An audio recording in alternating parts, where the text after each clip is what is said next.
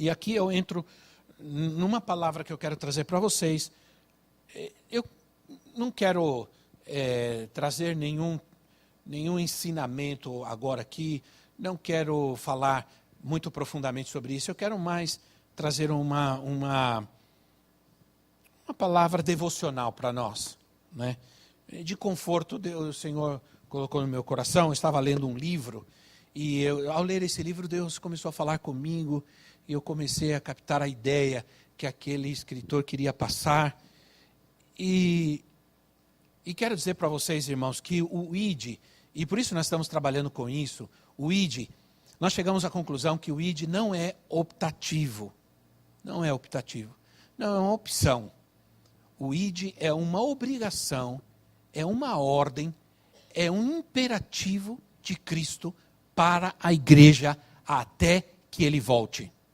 Por isso Jesus termina a grande comissão dizendo: e eu estarei com vocês todos os dias até o fim dos tempos. Por que ele diz isso? Porque ele está dizendo que tudo aquilo que foi dito antes vai ter validade até o fim dos tempos. Que aquilo que ele disse não é só para um tempo, não é só para um período, uma era da igreja. Não, até o fim dos tempos. Então, por que muitos de nós não estamos cumprindo o ID de Jesus?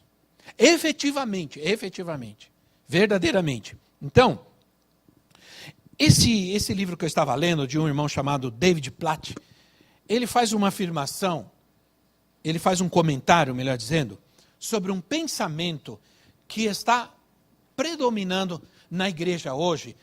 Logicamente, ele é um livro americano, um livro em inglês.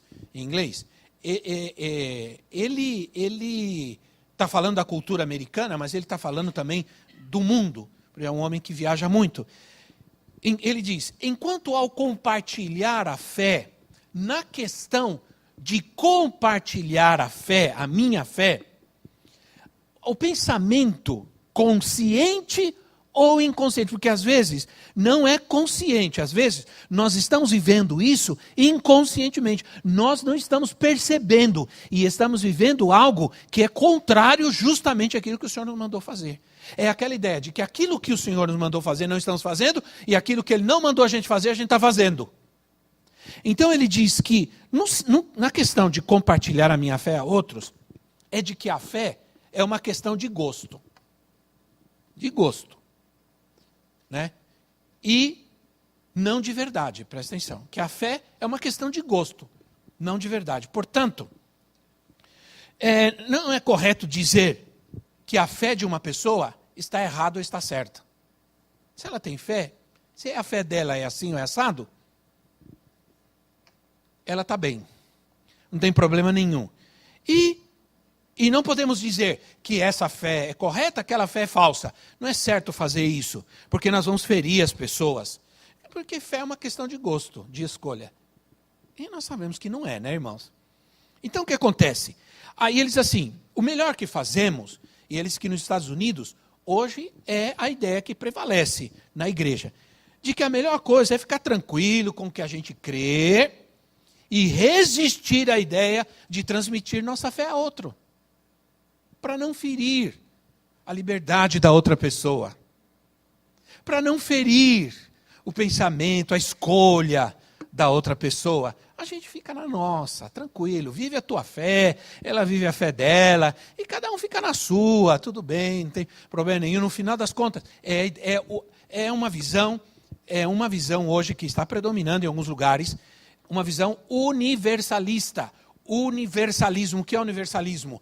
É uma tradução incorreta da Bíblia, principalmente de Paulo, Romanos, que diz que no final das contas, todos serão salvos. E todos chegarão ao conhecimento da verdade. Eis o Cordeiro de Deus que tira o pecado do mundo. Então ele já tirou o pecado do mundo. Todo mundo vai ser salvo. E quando chegar, e eu já ouvi uma pregação assim no YouTube, na internet, de alguém conhecido, diz, quando chegar lá no céu, você vai se surpreender porque você vai encontrar aquele vizinho sem vergonha, adúltero, só falava palavrão lá no céu. Nós precisamos avaliar, irmãos, o que nós estamos vivendo com relação. E essa é a nossa ideia. A nossa ideia é inquietar a igreja e os pastores e líderes inquietar no sentido de perguntar e questionar o que realmente nós estamos vivendo, não conscientemente, mas inconscientemente. O que está dentro de nós? O que nos motiva o não ir? Porque nós somos motivados a ir, mas não vamos. Então, o que está nos motivando a não ir? Ao contrário, o Senhor disse, vão e façam. O que nos está motivando a não ir e não fazer? O que está acontecendo? Hoje, eu quero transmitir essa palavra mais devocional para nós. Mas amanhã não. Na segunda, na terça e na quarta, vem para cá, vamos discutir, vamos crer também é pensar, vamos colocar o coco para funcionar, né, irmãos? Vamos colocar isso que tem lá dentro aqui para pensar e trabalhar. Crer também é pensar. Nós vamos também estimular o pensamento cristão. Isso é muito importante, principalmente para nós. Estamos aqui e é bom ver vários jovens aqui. Isso me alegra muito e espero que vocês estejam aqui, porque isso me alegra pelo sentido, porque eu sei que alguns jovens estão ouvindo nas universidades hoje, nas faculdades hoje. Eu sei que eles estão ouvindo. Então é importante que a gente, como igreja também, a gente traga um pensamento, sejamos mais profundos em alguns momentos como igreja, para poder trazer um pensamento mais sério para os nossos jovens e adolescentes. Então, agora, o que está dentro de nós? Hoje eu vou fazer isso, né? Quantos de nós, irmãos, estamos dispostos realmente a correr riscos? Correr riscos. Porque eu quero dizer para você que o Senhor, quando disse vão e façam, Ele nos chama para correr riscos terríveis. E eu não vou ser mole hoje não. Correr riscos inclusive de vida. Inclusive de vida. Quero dizer para você, irmãos, que hoje em dia, o evangelho que não conduz à morte, não é o evangelho que Cristo nos mandou pregar, né? Hoje as pessoas só estão correndo grandes riscos se elas creem que elas vão obter grandes lucros, grandes resultados.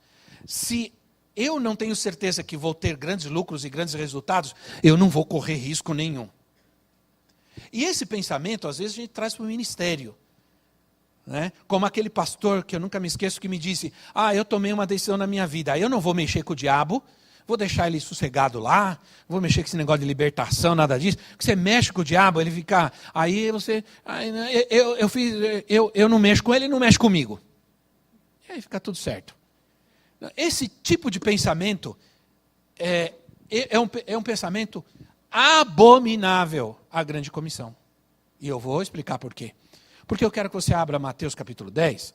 Quantos estão aqui têm um chamado de Deus? Diga amém. Amém. Glória a Deus. Bom, você mesmo disse que tem um chamado de Deus. Então esse texto, a passagem é para você. Essa passagem é para você. Não é só para aqueles a quem Jesus falou, é para você também. Olha, Mateus capítulo 10... Depois eu quero que vocês leiam, por favor, todo o capítulo 10 de Mateus. Leia com calma, leia com paciência. Mateus capítulo 28 diz assim, não tenham medo dos que matam o corpo, mas não podem matar a alma. Antes tenham medo daquele que pode destruir tanto a alma como o corpo no inferno. Não se vende 2 pardais por uma moedinha, contudo nenhum deles cai no chão sem o conhecimento do Pai de vocês. Até os cabelos da cabeça de vocês estão todos contados. Portanto, não tenham medo, vocês valem mais do que muitos pardais. Quem, pois, me confessar diante dos homens, eu também o confessarei diante de meu Pai que está nos céus. Mas aquele que me negar diante dos homens, eu também o negarei diante do meu Pai que está nos céus. Não pensem que vim trazer paz à terra. Não vim trazer paz, mas espada. Pois eu vim para fazer que o homem fique contra seu pai, a filha contra sua mãe, a nora contra sua sogra. Os inimigos do homem serão os da sua própria família. Quem ama seu pai ou sua mãe mais do que a mim, não é digno de mim. Quem ama seu filho ou sua filha mais do que a mim, não é digno de mim. E quem não toma sua cruz e não me segue, não é digno de mim. Quem acha a sua vida, a perderá. E quem perde a sua vida por minha causa, a encontrará. Até aqui eu vou ler. Aí eu quero que você leia o versículo 16. Tá? Mateus 10, 16. Que linda essas mensagens, essas passagens. São extremamente de conforto, de alento, de ânimo. 10, 16 assim. E eu os estou enviando como ovelhas entre lobos. Portanto, sejam astutos como as serpentes e sem malícia como as pombas. Tenham cuidado, pois os homens os entregarão aos tribunais e os açoitarão nas sinagogas deles.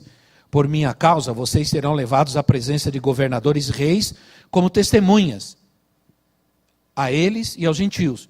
Mas quando os prenderem, não se preocupem quanto ao que dizer ou como dizê-lo. Naquela hora lhes será dado o que dizer, pois não serão vocês que estarão falando, mas o Espírito do Pai de vocês falará por intermédio de vocês. O irmão entregará à morte o seu irmão, e o pai o seu filho. Filhos se rebelarão contra seus pais, e os matarão. Todos odiarão vocês por minha causa, mas aquele que perseverar até o fim será salvo. Que maravilha! Que palavra de conforto, de ânimo que o Senhor nos dá, né? A pergunta aqui sempre é, irmãos, que risco hoje em dia estamos dispostos a correr, né? Para alcançar a recompensa que Deus tem para mim? Pense bem. Qual a ideia que eu tenho do tamanho da recompensa que Deus tem para mim? Porque se eu sei o tamanho da recompensa que Deus tem para mim, então correr o risco tem outro significado, tem outro propósito. Se eu sei o tamanho da recompensa, então eu creio que eu posso viver, correr os riscos sem nenhum problema. Mas que nível de resposta eu estou dando ao chamado de Cristo para mim? Que nível de resposta eu estou dando ao chamado de Deus para mim? Eu estou feliz. Eu creio que o que eu estou fazendo ou vivendo como pastor, como ministro, como líder, está bom. Está ótimo. É isso que Deus quer, é só isso. É tudo que Deus tem para mim. Acabou, eu estou feliz. Tem minha igreja, 30, 20 pessoas. Está ótimo, estou fazendo. É isso. Está feliz, é isso. Você está tranquilo? Você acha que é realmente isso, só isso, que Deus tem para você? Que Deus quer que você faça? Qual é realmente, irmão, o nível de entendimento e de resposta que você quer dar ao chamado de Deus? Porque o chamado de Cristo, ele é radical. É muito radical. Não existe moleza. O chamado, ele é radical.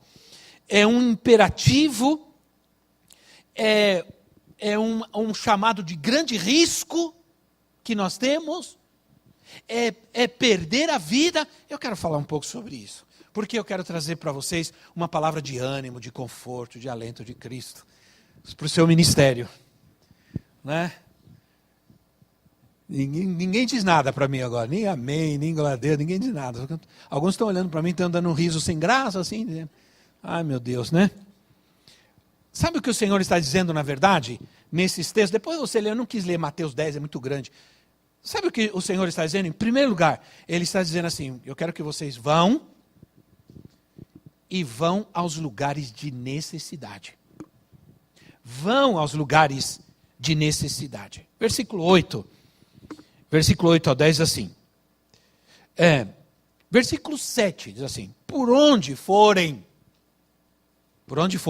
pregue esta mensagem, o reino dos céus está próximo. Curem os enfermos, ressuscitem os mortos, purifiquem os leprosos, expulsem os demônios. Vocês receberam de graça, deem também de graça. Não levem nem ouro, nem prata, nem cobre, nem cintos, em seus cintos. Não levem nenhum saco de viagem, nem túnica extra, nem sandálias, nem bordão, pois o trabalhador é digno do seu sustento.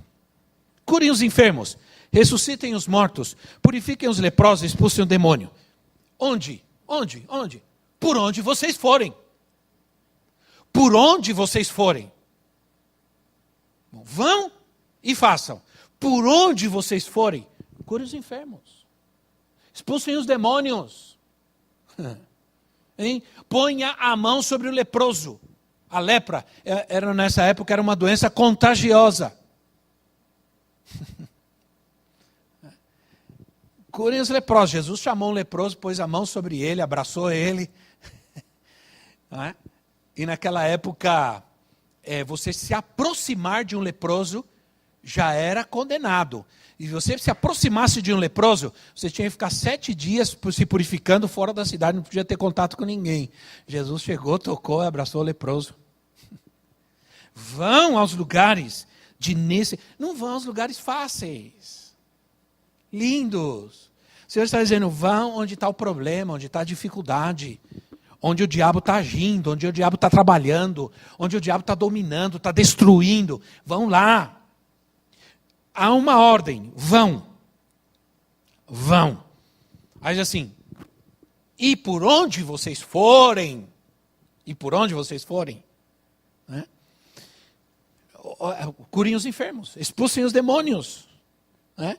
Então pensem, irmãos, que resposta estamos dando a esse chamado de Jesus? O Evangelho é necessário nos lugares mais necessitados do mundo hoje. Todos os lugares do mundo, o Evangelho é o que mais as pessoas necessitam. Imagina se o Senhor não te chama para ir, ou se o Senhor te chama para ir a um lugar onde todas as pessoas estão com AIDS. Eu li uma história de um grupo de irmãos que foram para uma região do Malawi. Há uma região do Malawi. O Malawi é um país que 30 e tantos % da população está contaminada com AIDS. E eles foram numa região onde todo mundo praticamente está contaminado. E eles foram com um grupo médico.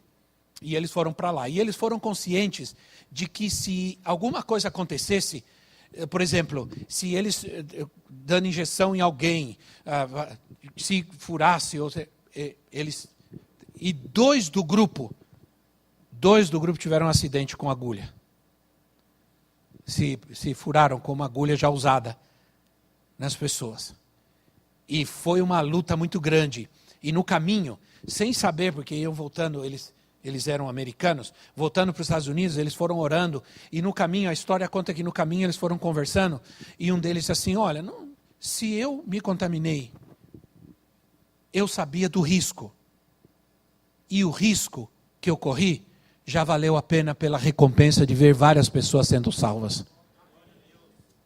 Eu li aquilo e me emocionei. Ele disse, o outro disse a mesma coisa. Bom, se eu me contaminei, eu sabia que havia o risco, eu fui, porque eu fui ajudar aquelas pessoas e falar de Jesus para elas. Se eu me contaminei, já valeu a pena. O risco que eu corri, já valeu a pena pela recompensa. Tá bom de coração, alguns de nós, né, irmãos? Coração tá bom aí, né? Então,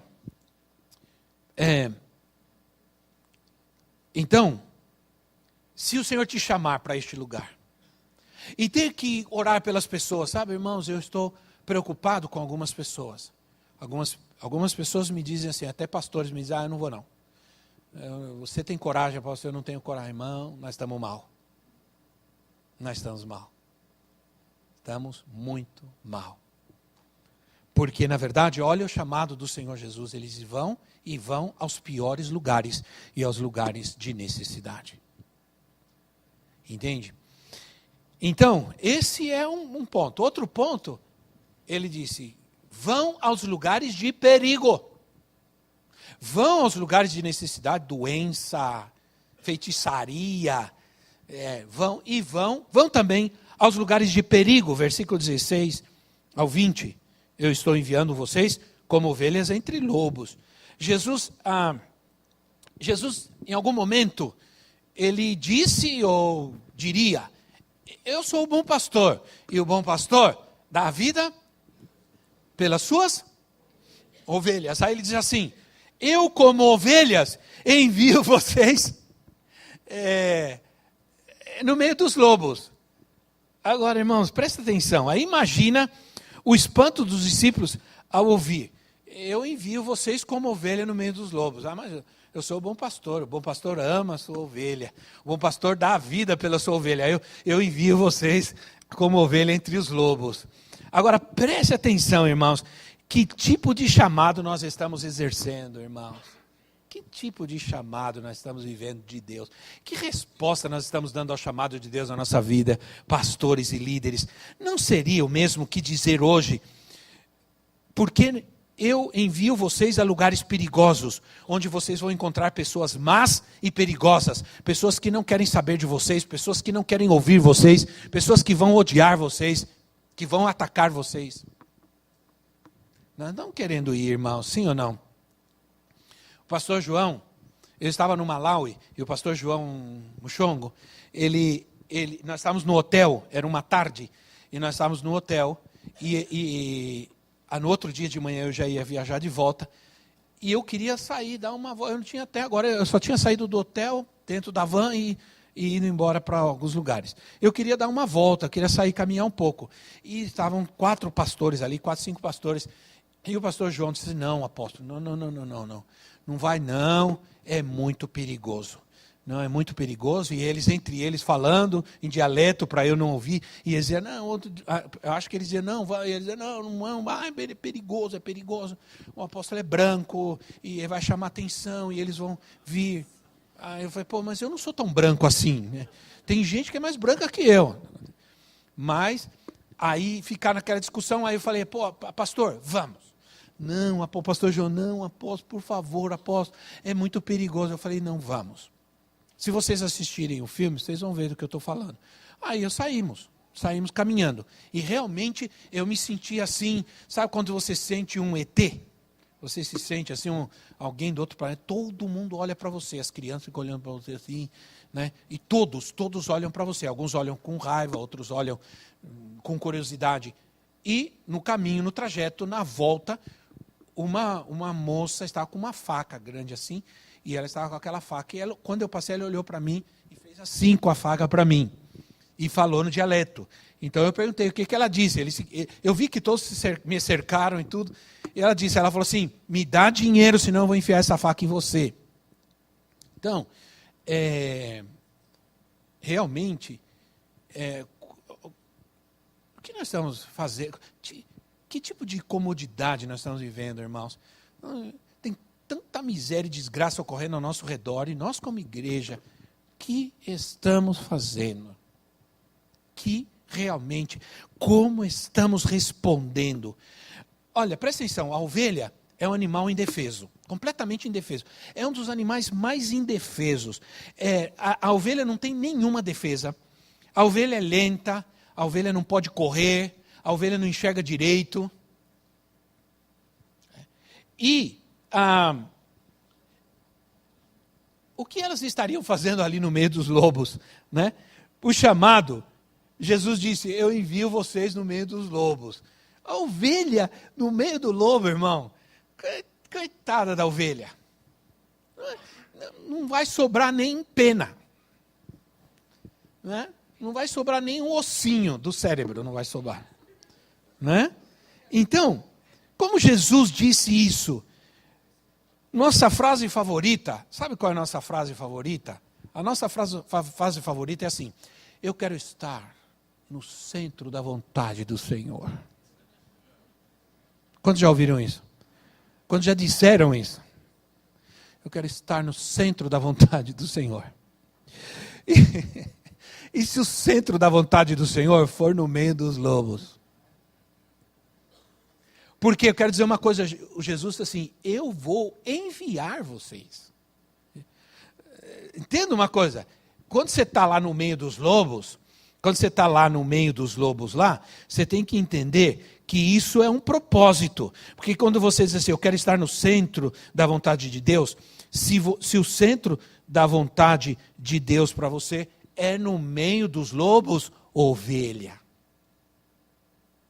Diga: é no meio dos lobos, ovelha. Diga para o irmão que está ao seu lado: ovelha. Isso, diga: ovelhinha. Tem gente que pensa assim: Se é perigoso, Deus não me mandou. Definitivamente.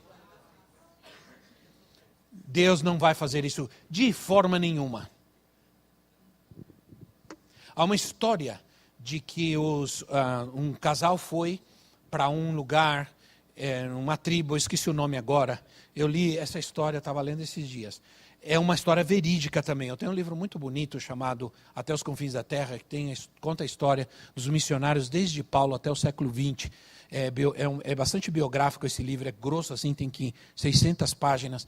Eu li a história de um casal que foi para um lugar onde havia uma tribo, dessas tribos muçulmanas, nômades, e um casal de missionários foi e começou a pregar e falar o evangelho, e eles eram muçulmanos. E eles mataram esse casal e comeram.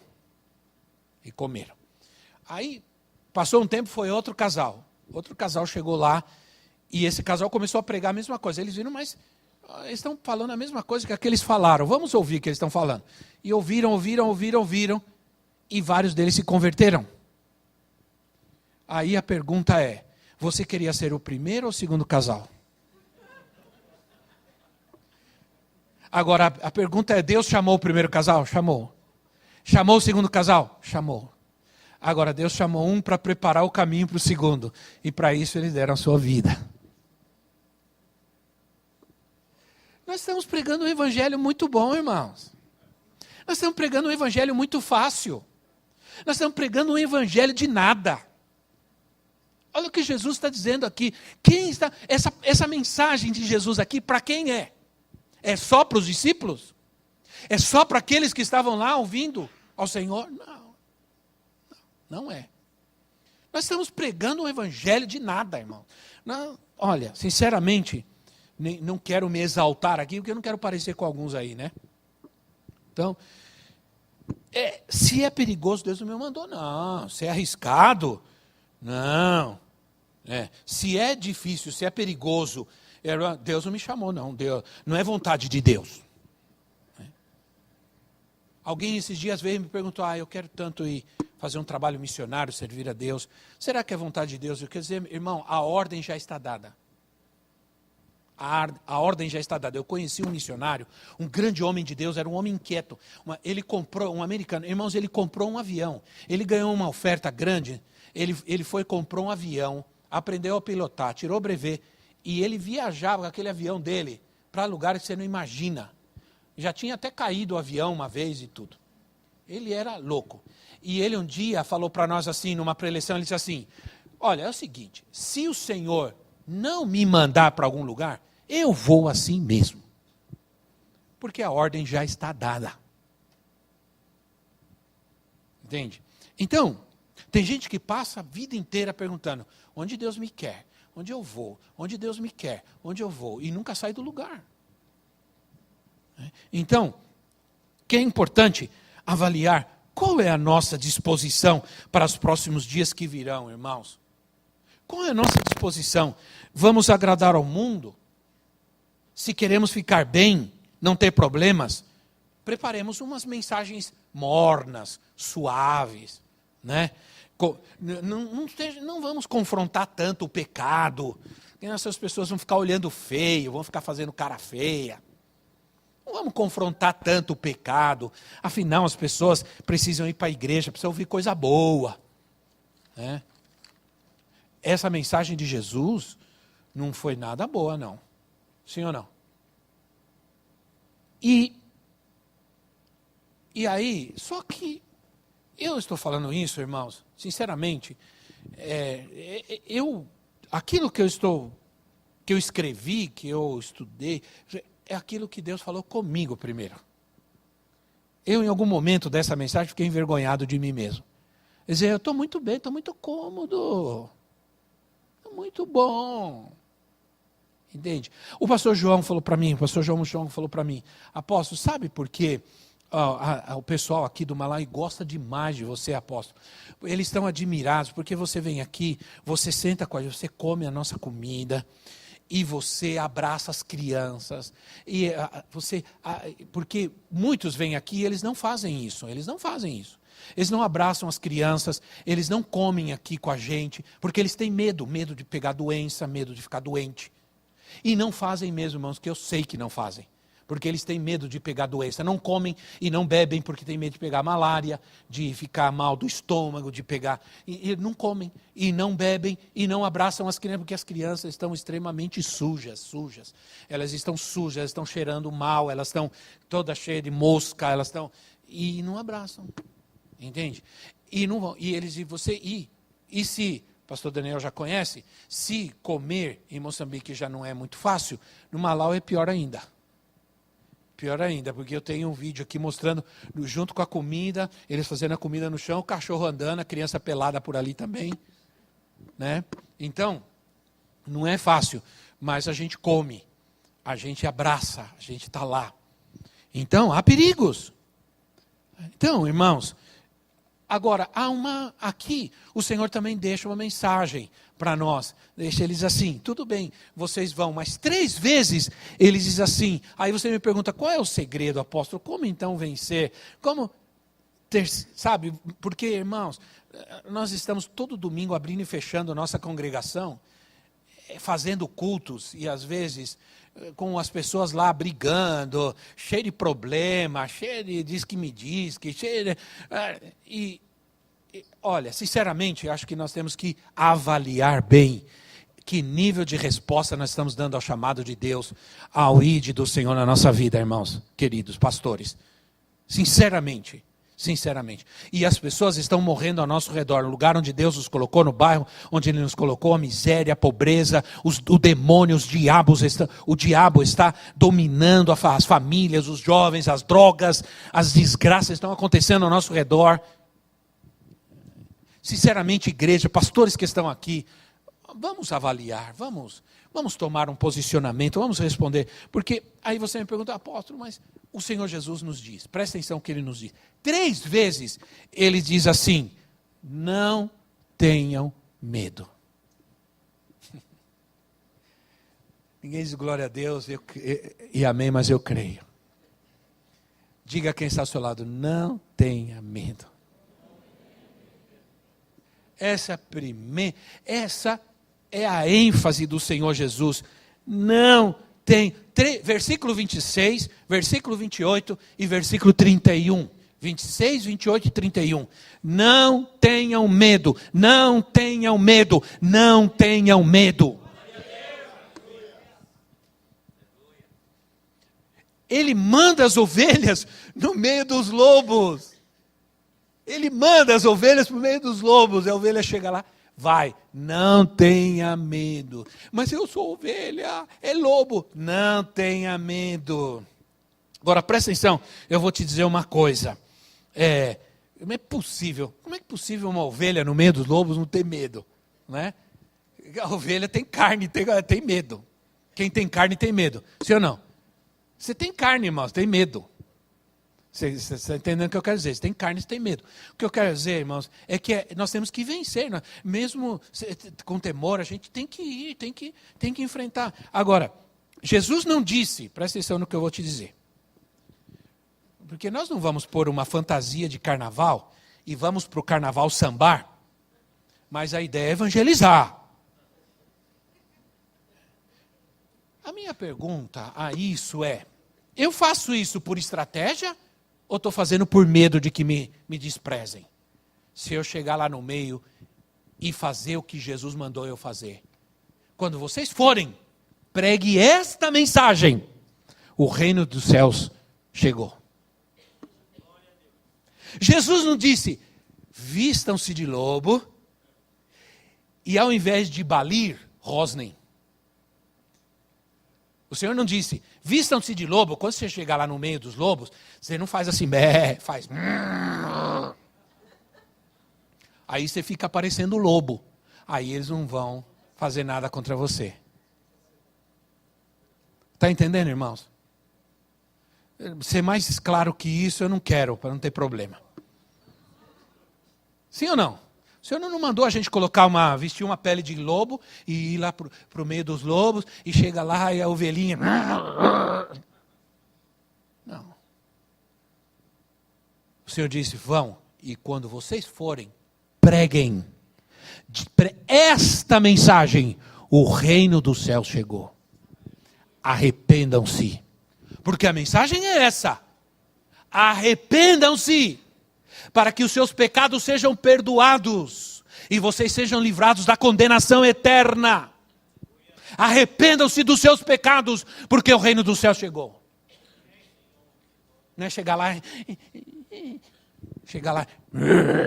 eu sou uma ovelha, um lobo, uma ovelhinha. Eu acho que é mais fácil os lobos te comer assim, viu? Atos 7 nos fala sobre Estevão. E quando você lê o contexto da igreja e do que estava acontecendo, eu não tenho mais tempo, o primeiro mártir cristão, Estevão, né? Em Atos capítulo 7. O primeiro mártir cristão foi Estevão, não foi Martin Luther King, irmãos. Porque é incrível, né? Parece que todo mundo fala de Martin Luther King, parece que ele foi, Estevão foi primeiro. Vamos falar um pouco de Estevão também, né? Ele foi um mártir também. Agora, vejam o contexto, porque no capítulo 7, você vê todo o contexto, né? O contexto histórico, o contexto antes e depois, principalmente antes. Versículo 5, versículo 6. Estevão, era um tempo que o ambiente, no capítulo 5, os discípulos começam a ser perseguidos, e o ambiente começa a ficar hostil para os cristãos. Começa a ficar hostil.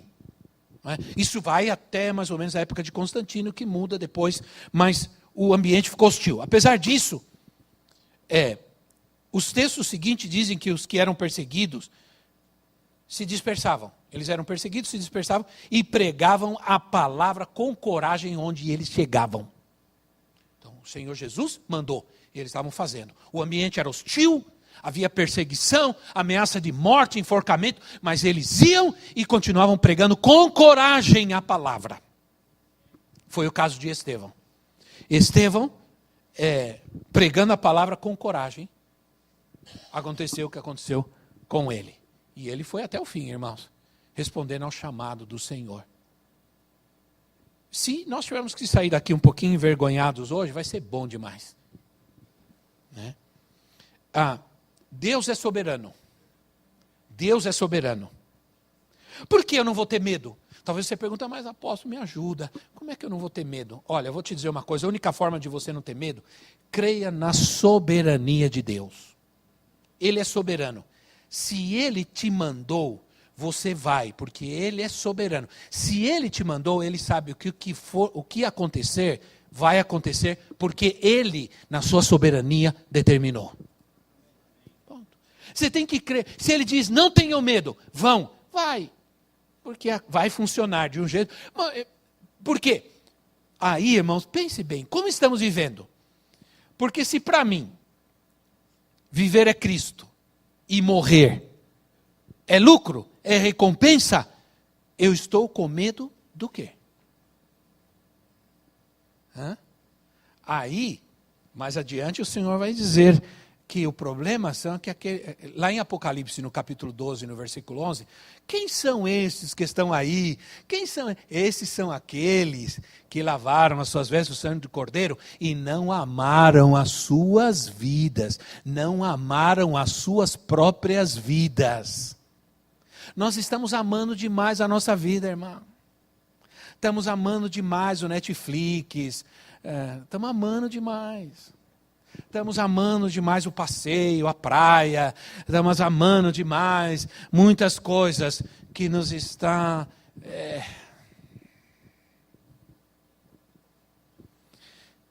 Olha, o Senhor diz assim, porque o Senhor, como argumento, Ele usa isso, Ele diz assim, se até os cabelos da tua cabeça estão contados, Ele diz assim, né? Por que vocês estão com medo? Ele está usando a soberania dele. Isso é amor, isso é cuidado. Então, irmãos, devemos ser ousados, devemos agir, motivar nossos crentes, nosso povo a crescer, avançar. Onde estão as necessidades do bairro? Onde estão as dificuldades do bairro, do lugar onde Deus nos colocou? Intervir, vamos agir, vamos levar a palavra, vamos sair. E ninguém diz amém, mas eu creio.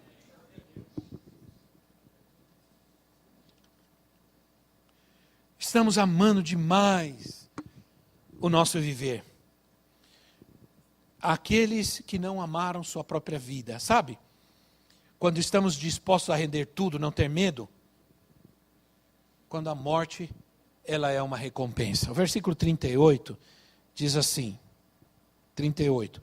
E quem não toma sua cruz e não me segue, não é digno de mim. Quem acha a sua vida, a perderá. Quem perde a sua vida por minha causa, a encontrará. Então, o Senhor está dizendo, se alguém... Aí o Senhor fica dizendo, quem recebe profeta, receberá a bênção de profeta, etc. E ele termina, e se alguém der, mesmo que seja apenas um copo de água fria a um desses pequeninos, porque ele é meu discípulo, eu lhes asseguro que não perderá a sua recompensa. Há uma recompensa. Há uma vida. E se